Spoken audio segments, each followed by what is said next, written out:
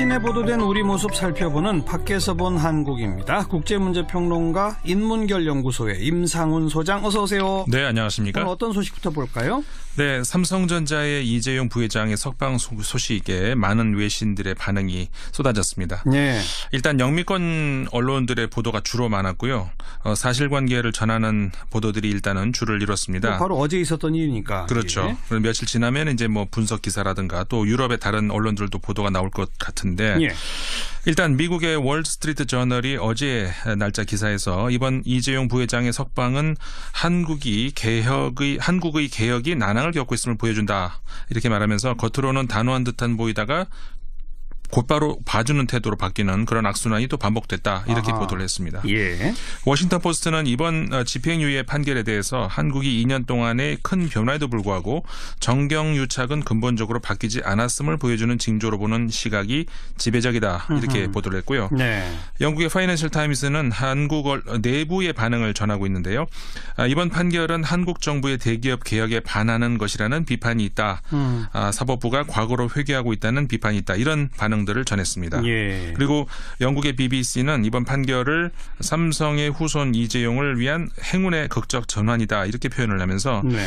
그 앞서 재판 결과와 관련해서 여러 가지 시나리오가 있었지만 이재용 부회장이 교도소 밖으로 걸어 나오는 것이야말로 가장 가능성이 낮았던 것이었다. 이렇게 말하는 것이 공정할 것이다.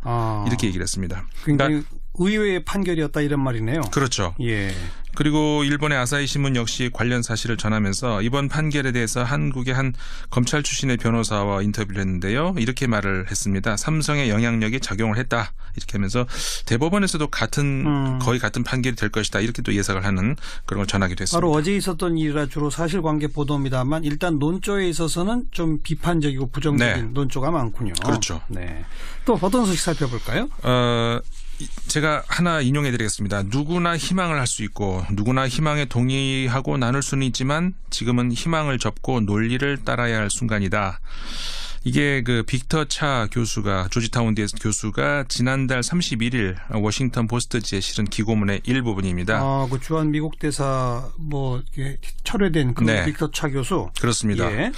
이게 무슨 의미일지 이제 이해를 조금 이따 하시게 될 텐데 예. 지난주 큰 이슈가 됐었죠. 주한 미국 대사 지명 철회 해프닝. 이거를 어쨌든 우리에게도 이제 안보 문제에 있어서 중요한 문제와 연결이 되니까 정리를 해보면 어떨까 싶습니다. 네. 사실 전례를 찾아보기도 어려운 일이기도 하고요. 다른 나라에서도 마찬가지죠. 예. 이제 짚고 넘어갈 필요가 있는데 다만 아직 사실관계가 모두 드러나는 것은 아니기 때문에 뭐 여러 주장들이 있지 않습니까? 예. 뭐 가장 많이 회자됐던 것이 물론 이제 미국 권력 핵심부와 이견이 있었다. 이런 이견설에다가 또 뭐 일부에서는 한일 FTA 재협상을 생각하고 있는 미국 입장에서 한미 FTA. 네. 근데 이런 미국 입장에서 좀 말할 수 없는 어떤 이유가 있었다. 뭐 이런 설도 있었고요. 네. 미국에서 역시 나온 설이었는데 그리고 또 미 권력 핵심부 안에서 빅터 차 교수를 미는 쪽과 밀어내려는 쪽 사이에서의 권력 암투가 있었다. 뭐 이런 이야기도 나왔고 뭐 여러 가지 설들이 있었습니다. 근데 여기서는 그래서 미국 언론에 보도된 사실관계만 놓고 지금까지 상황을 좀 정리를 해볼까 하는데요. 그럽시다. 예. 빅터 차 조지타운대 교수이자 미국 CSIS 그러니까는 전략국제문제연구소 한국 석좌죠.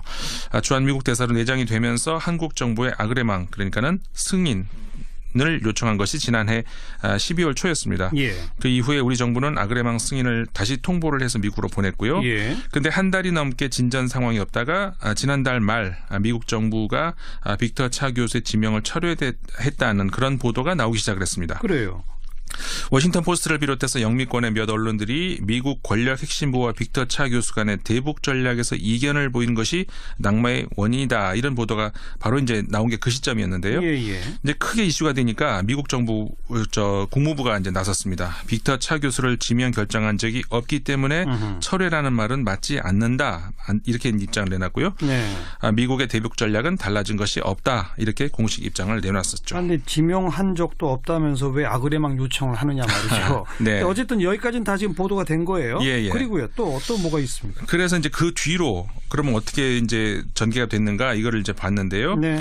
미국 언론이 그 이후에도 계속해서 빅터 차 교수의 낙마, 그다음에 미국의 대북 전략 전략과의 어떤 관계를 연결시키는 미국 정부는 관계가 없다고 하지만 예. 그게 관계가 있다는 그런 보도를 계속 내놓고 있는데요. 예. 일단 언론을 통해서 빅터 차 교수의 낙마 사실이 전해진 직후에 빅터 차 교수가 바로 기다렸다는 듯이 직접 그 워싱턴 포스트지의 1월 31일자 신문에 자신의 입장을 정리해서 기고문을 발표를 했는데요. 아까 인용하신 게 그 한 대목이죠. 그렇습니다. 예. 빅터 차 교수는 이 기고문에서 북한의 위협을 저지할 수 있는 방법은 트럼프 행정부의 일부 관계자가 주장하듯이 예방적 타격은 아니다 이렇게 주장을 하면서 네. 그렇게 될 경우에 한반도에 있는 미국인 23만 명, 일본에 있는 미국인 9만 명이 9만 명을 탈출시키는 것은 불가능하다. 그렇게 되면 피츠버그나 신시나티 정도의 규모의 인구에 해당하는 미국인을 위협에 빠뜨리게 될 것이다. 이렇게 기고문에서 경고를 했습니다. 그러니까 그 기고문의 내용을 근거로 미국 백악관이 원하는 코피 전략에 반대했기 때문이다. 이런 얘기들이 나온 거잖아요. 네, 그렇죠. 그 빅터 차 교수의 핵심 논지를 조금 더 정리해 보시겠어요? 그러니까 흔히 그 빅터 차 교수를 일컬어서 매파적인 관여 정책론자다 이렇게 부르지 않습니까? 강경파죠. 네. 예. 그러니까는 이 관여라는 말에서 흔히 혼동이 있는데, 이거 과거 클린턴 정부 말기 시절에 그 관여 정책이 북한에 대해서 이제 대화의 가능성을 계속 타진하면서 열린 자세로 견제했던 것이었다면은 네. 이제 이 뭐 공화당식이라고 할까요? 매파의 이 관여 정책은 북한에 대해서 군사적인 우위 입장에서 오판을 하지 못하도록 압박을 가한다 뭐 이런 건데, 예. 그러니까 여기서 군사적 행동과 관련해서 이제 빅터 차 교수는 무력은 북한이 선제 공격을 감행할 경우에 대응하기 위한 목적으로 해야지 미국이 먼저 선제 타격 또는 예방 타격을 할 경우에는 핵전쟁을 초래할 수 있다 이런 입장인 겁니다. 예, 예. 그래서 이제 미국은 그 빅터 차 교수의 주장입니다. 유엔 회원국들 특히 동맹국들과 연대를 강화해야 된다. 그 연대 차원의 군사 옵션을 준비해야 된다. 이런 것이 이제 그 현재의 미국 핵심부와 이제 차이점이라고 할 수가 있는데 예. 저는 그 여기서요. 그 빅터 차 교수가 과거에 비해서 조금 노선이 수정된 것이 아닌가 이런 생각을 하게 됐거든요. 왜 그렇죠? 그러니까는 차 교수의 그 기고문을 꼼꼼하게 읽어보면은 아마도 과거에 그러니까 재래식 무기 당시 북한과 핵무기 사용을 이 가능해진 그 북한 사이에서의 어떤 그 차이점, 그러니까 대응이 같을 수는 없다. 그렇죠. 이런 생각을 그렇죠. 한 것이 아닌가. 그러면서 약간 수정이 된 것이 아닌가. 예. 이런 생각을 해야 되는데 앞에서 그 기고문 한 그 부분을 인용을 해드렸습니다마는 빅터 차 교수는 군사적 타격은 북한 정권에 충격을 줘서 지난 수년간 아무 행동을 하지 않았던 미국의 진정한 힘을 깨닫게 하고 북한을 비핵화 협상 테이블로 불러낼 것이라는 희망적인 시각이 있다. 예. 말이 굉장히 멋있지 않습니까? 예. 그러니까 차 교수 본인도 여기에 공감을 한다는 겁니다. 그러니까 선제적 군사 타격이 효과가 있다면 나도 동의할 수 있다. 네. 그런데 그 효과가 지금 의심스럽다 이런 말이에요? 그렇죠. 그러니까는 거기서 바로 이어지는 말이 아까 전해드린 그 인용문이었는데요. 그러니까 누구나 희망은 할 수 있고 누구나 희망에 동의할 수 있고 나눌 수는 있지만 지금은 희망을 접고 논리를 따라야 할 순간이다. 그런 선제 타격 주장은 희망일 뿐이다. 그렇죠. 지금 그 희망은 나도 동의하지만 그렇죠. 그거 안 되니까 이제는 논리를 따라라. 그러니까 아까 말씀드린 알겠습니다. 것처럼 예. 미국의 진정한 힘을 깨닫고 말은 멋있지 않습니까? 나도 그러고 싶다. 하지만 지금은 그렇게 할 때가 아니라는 건데 그러니까 예. 말하자면 미국 안보 분야의 핵심 분야에 있는 사람들이 이 차가운 논리적인 사고를 하는 대신에 기분 좋은 희망에 젖어서 정책을 추진하고 있다. 이런 예. 비판이라는 것이죠. 예, 예. 그래서 그 빅터 차 교수는 이 기고문에서 미국 일각에서는 여기보다 저기서 그러니까는 미국보다는 한반도에서 사람들이 죽는 게 낫기 때문에 선제 타격 또는 예비 타격식의 어떤 리스크는 감수할 수도 있다. 이런 입장이라고 지적을 하고 있거든요. 예. 뭐 이런 입장은 빅터 차 교수의 주장이 아니더라도 지난해 백악관 그다음에 공화당 일각에서 종종 주장해왔던 그렇죠. 그런 거 아니겠습니까? 예. 그러니까 그래서 우리를 분노하게 했던 거 아닙니까? 그렇습니다. 예. 그러니까는 한반도 위기 정책을 위기 대책을 무슨 컴퓨터 전략 게임 정도로 생각하는 사람들이 혹시라도 있다면 네. 그거를 과연 우리가 동맹국의 입장이라고 이해를 해줘야 될 사안이냐? 예. 컴퓨터 마우스를 뺏어야죠. 그런데 아무튼 이런 논란이 있고 나서 미국 정부는 우리는 뭐 선제 타격, 코피 전략 이런 거 없다. 네. 그냥 최대한 압박 캠페인이 우리 전략이다라고 공식 입장을 밝히고는 있죠. 그랬죠. 근데 여기서 우리가 좀 짚어봐야 될 게요. 물론 코피 전략은 없죠. 그러니까 이거는 미국 그 정부의 공식 전략 용어가 아니고 유럽 언론에서 이제 70년대 처음 나온 용어인데요. 예. 당연히 미국은 그러니까는 부인을 하는 것이죠. 예. 근데 문제는 이 코피 전략이라는 말 뒤에 숨어 있는 이 선제 타격과 예비 타격 사이에서의 큰 차이를 간과하게 만들어 버린다는 데 있다는 것이죠. 예. 수사학적인 어떤 함정인데 예. 이 기고문 이후에도 미국 언론은 계속해서 미국의 그 선제 타격 가능성을 이야기를 하면서 군사 행동 옵션을 경계를 하고 있다는 겁니다. 공식적으로는 부인하면서도 검토는 하고 있다. 네, 그렇죠. 그 2월 1일자 워싱턴 포스트는요. 미국 정부가 더 큰 충돌로 격화되지 않길 기대를 하면서 제한적 타격 구상을 제시하고 있다고 말하고 있고요. 네. 역시 같은 신문 같은 날짜 다른 기사에서 백악관이 북한에 대한 타격을 진지하게 고려하고 있다는 우려를 악화시켰다. 이런 보도가 나왔었습니다. 예. 그리고 하나 더 소개해드리면 2일자입니다. 미국의 Council on Foreign Relations라고 하는 이제 그 매체 한 기고문에서 네.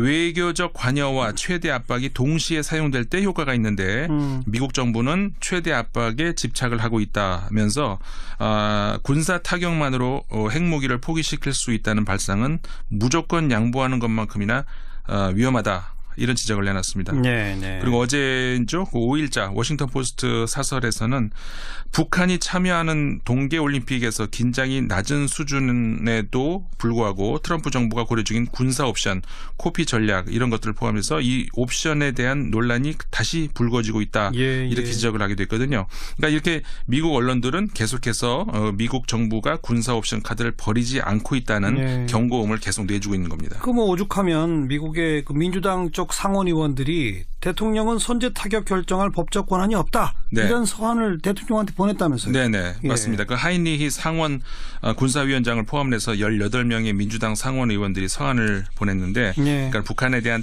선제 타격 이후의 예상 결과에 대해서 깊은 우려를 표한다. 이제 이런 내용이었습니다. 그러니까 이거는 북한의 오판 그다음에 보복을 유발한다는 그런 이제 주장인 셈인데 그러면서 미국 대통령은 국회 승인 없이 그 예방 타격 또는 선제 타격에 대한 헌법적 기반이나 법적 권한이 없다 이렇게 주장을 한 건데 그 워싱턴 포스트가 그 5일자 보도에서요. 이 서한은 트럼프 대통령이 당초에 그 주한 미국 대사 내정자를 갑자기 철회하는 등의 상황에 따른 것이다 이렇게 전했거든요. 그러면서 이들 18명의 상원 의원이 북핵 위기 상황에서 주한 미국 대사를 장기간 공석으로 두고 내정을 철회하는 것에 대해서 심각한 우려를 표명했다 이렇게 전하고 있는데 그러니까 미국 정부가 계속 부인을 하고 있지만 분명히 빅터 차 교수의 낙마가 미국의 북한에 대한 선제 타격론과 관련해서 이견이 있었고 결국 이것이 지명 철회의 중요한 변수였다는 정황이 계속 나오고 있다는 거죠. 그렇군요.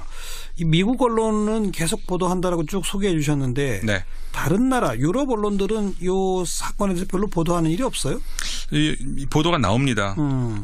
그리고 이 아그레망이 철회되는 아그레망을 받은 그 대사가 철회되는 이런 일이 유럽에서도 사실 드문 일이거든요. 뭐 전 세계적으로 드문 일이겠죠. 그래서 르몽드 신문은 이거를 두고 이제 워싱턴에 오만합니다 이런 지적을 내놨는데요. 그럴만하죠. 이 3일자 르몽드 신문이 처음 빅터 차 교수가 한국 주재 대사로 지명됐을 때 한국 정부가 별로 달가워하지 않았다. 그런데도 한국 정부가 아그레망 그러니까 동의를 해줬다 이렇게 전하면서 한 국가가 이미 주재국 정부의 동의를 받은 그 대사 내정자 지명을 철회하는 일은 매우 드문 일이다 이렇게 얘기를 하면서 일부 전문가들은 이 사건을 두고 워싱턴이 서울에 대해서 오만하게 행동하고 있다고 본다 이렇게 전하고 있습니다. 그 특히 그 우리 한국하고 미국 사이에는 통상 그다음에 주한미군 분담군 같은 여러 분야에서 지금 그 이견이 나오고 있지 않습니까? 그렇죠. 그런 상황에서 이번 대사 내정자 지명 철회 이게 더 한국을 불쾌하게 만들었다. 이렇게 이제 르몽드 신문이 전하는데 그러면서 이 빅터 차 교수가 그 과거에 조지 W 부시 대통령 당시에 백악관 참모 아니었습니까? 그렇죠. 그 강경파 국가안보회의의 최측근 조언자였다 이렇게 얘기를 하면서 그럼에도 현재의 미국 안보 핵심부의 대북 전략에는 반대하고 있다 이렇게 전했는데 그러면서 선제 공격만이 북한을 억제할 수 있다고 생각한다면은 북한이 그 선제 공격에 반격하지 않을 것이라고는 그런 근거는 뭔가 이렇게 이제 그 빅터 차 교수가 말을 했던 것을 인용을 하면서 빅터 차 교수는 미국 정부가 북한 문제에 확고한 비전이 있는지에 대해서 회의적으로 생각한다. 이렇게 르몽드 신문이 전했습니다. 네. 그러니까 결국 빅터 차 교수의 낙마 이유가 설사 다른 곳에 있다 하더라도 만약 그렇다면 그건 뭐 사실상 우리하고는 별 중요한 문제가 아닌데 미국 정부 내에서는 그 빅터 차 교수의 개인 문제다라는 얘기도 슬슬 나오긴 하는데 그렇죠. 그건 사실 우리로서 중요한 문제가 아닐 그렇죠. 수 있어요. 만약 그렇다면 우리하고는 그건 관계가 없는 문제고 예. 중요한 문제가 아닌데 우리한테 예. 중요한 문제는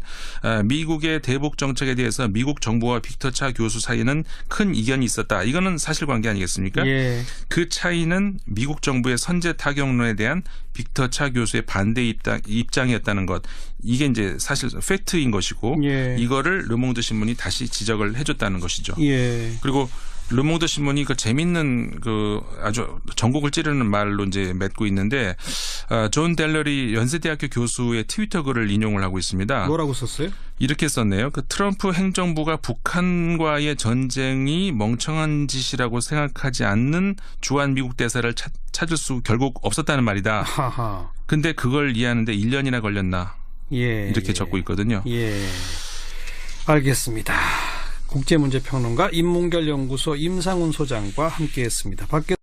최신에 보도된 우리 모습 살펴보는 밖에서 본 한국입니다. 국제문제평론가 인문결연구소의 임상훈 소장 어서 오세요. 네, 안녕하십니까. 오늘 어떤 소식부터 볼까요?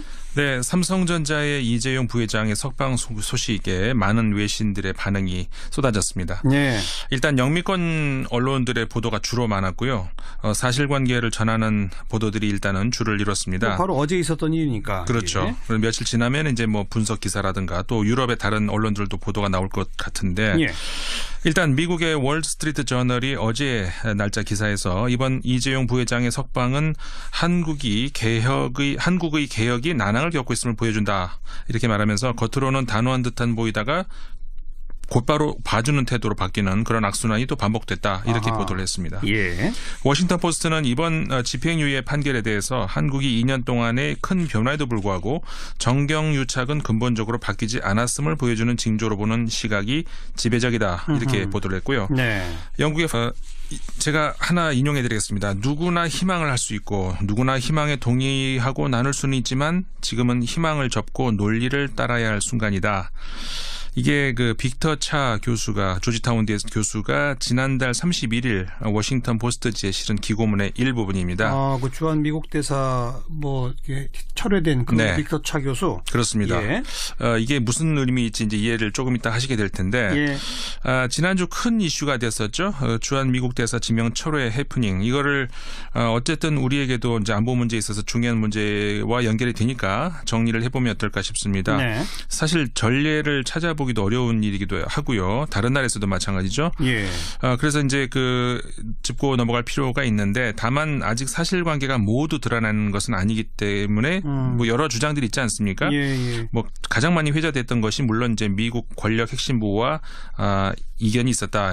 이런 이견설에다가 또 뭐 일부에서는 한일 FTA 재협상을 전략에서 이견을 보이는 것이 낙마의 원인이다. 이런 보도가 바로 이제 나온 게 그 시점이었는데요. 예. 이제 크게 이슈가 되니까 미국 정부 국무부가 이제 나섰습니다. 빅터 차 교수를 지명 결정한 적이 없기 때문에 철회라는 말은 맞지 않는다. 이렇게 입장을 내놨고요. 네. 미국의 대북 전략은 달라진 것이 없다. 이렇게 공식 입장을 내놨었죠. 그런데 지명한 적도 없다면서 왜 아그레망 요청을 하느냐 말이죠. 네. 어쨌든 여기까지는 다 지금 보도가 된 거예요. 예. 그리고요. 또 뭐가 있습니까? 그래서 이제 그 뒤로 그러면 어떻게 이제 전개가 됐는가 이거를 이제 봤는데요. 네. 미국 언론이 그 이후에도 계속해서 빅터 차 교수의 낙마, 그다음에 미국의 대북 전략과의 어떤 관계를 연결시키는 미국 정부는 관계가 없다고 하지만 예. 그게 관계가 있다는 그런 보도를 계속 내놓고 있는데요. 예. 일단 언론을 통해서 빅터 차 교수의 낙마 사실이 전해진 직후에 빅터 차 교수가 바로 기다렸다는 듯이 직접 그 워싱턴 포스트지의 1월 31일자 신문에 자신의 입장을 정리해서 기고문을 발표를 했는데요. 아까 인용하신 게 그거 한 대목이죠. 생각하고 있는 미국 입장에서 한미 FTA. 네. 예. 근데 이런 미국 입장에서 좀 말할 수 없는 어떤 이유가 있었다. 뭐 이런 설도 있었고요. 설이었고요. 네. 미국에서 역시 나온 설이었는데 그리고 또 미 권력 핵심부 안에서 빅터 차 교수를 미는 쪽과 밀어내려는 쪽 사이에서의 권력 암투가 있었다. 뭐 이런 이야기도 나왔고 뭐 여러 가지 설들이 있었습니다. 근데 여기서는 그래서 미국 언론에 보도된 사실관계만 놓고 지금까지 상황을 좀 정리를 해볼까 하는데요. 그럽시다. 예. 빅터 차 조지타운대 교수이자 미국 CSIS 그러니까는 전략국제문제연구소 한국 석좌죠. 주한미국 대사로 내장이 되면서 한국 정부의 아그레망 그러니까는 승인을 요청한 것이 지난해 12월 초였습니다. 예. 그 이후에 우리 정부는 아그레망 승인을 다시 통보를 해서 미국으로 보냈고요. 그런데 한 달이 넘게 진전 상황이 없다가 지난달 말 미국 정부가 빅터 차 교수의 지명을 철회했다는 그런 보도가 나오기 시작을 했습니다. 그래요. 워싱턴 포스트를 비롯해서 영미권의 몇 언론들이 미국 권력 핵심부와 빅터 차 교수 간의 대북 파이낸셜 타임스는 한국 내부의 반응을 전하고 있는데요. 이번 판결은 한국 정부의 대기업 개혁에 반하는 것이라는 비판이 있다. 사법부가 과거로 회귀하고 있다는 비판이 있다. 이런 반응들을 전했습니다. 예. 그리고 영국의 BBC는 이번 판결을 삼성의 후손 이재용을 위한 행운의 극적 전환이다. 이렇게 표현을 하면서 네. 그 앞서 재판 결과와 관련해서 여러 가지 시나리오가 있었지만 이재용 부회장이 교도소 밖으로 걸어 나오는 것이야말로 가장 가능성이 낮았던 것이었다. 이렇게 말하는 것이 공정할 것이다. 이렇게 얘기를 했습니다. 그러니까 의외의 판결이었다 이런 말이네요. 그렇죠. 예. 그리고 일본의 아사히 신문 역시 관련 사실을 전하면서 이번 판결에 대해서 한국의 한 검찰 출신의 변호사와 인터뷰를 했는데요. 이렇게 말을 했습니다. 삼성의 영향력이 작용을 했다. 이렇게 하면서 대법원에서도 거의 같은 판결이 될 것이다. 이렇게 또 예상을 하는 그런 걸 전하기도 했습니다. 바로 어제 있었던 일이라 주로 사실관계 보도입니다만 일단 논조에 있어서는 좀 비판적이고 부정적인 논조가 많군요. 그렇죠. 네. 또 어떤 소식 살펴볼까요?